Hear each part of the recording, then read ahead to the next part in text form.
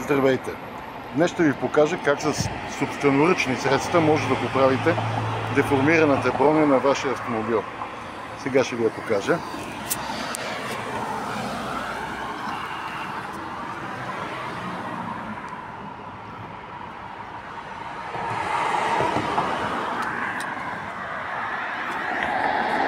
За целта ще ни трябват някакви клещи, някакви репитки, винтовърт и най-вече пистолет за горещ въздух.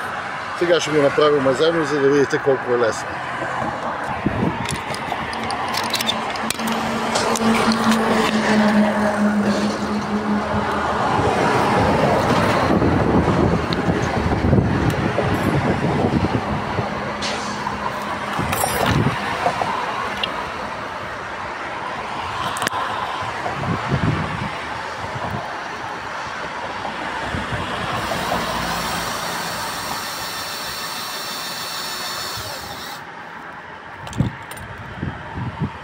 Набихме една репитка,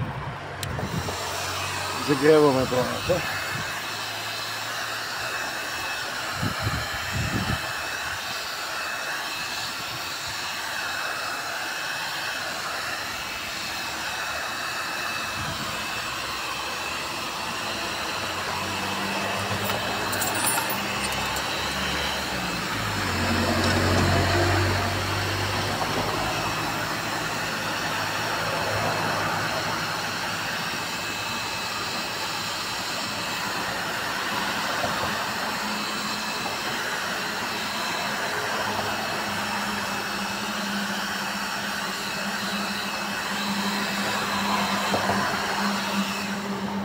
Сега с много големи клещи, каквито имат в поделка,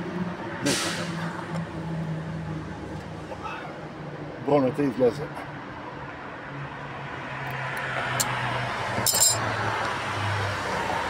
Това беше всичко. От тук нататък остава да се боядисат надрасканите неща. И това е. Радвам се, ако съм бил полезен.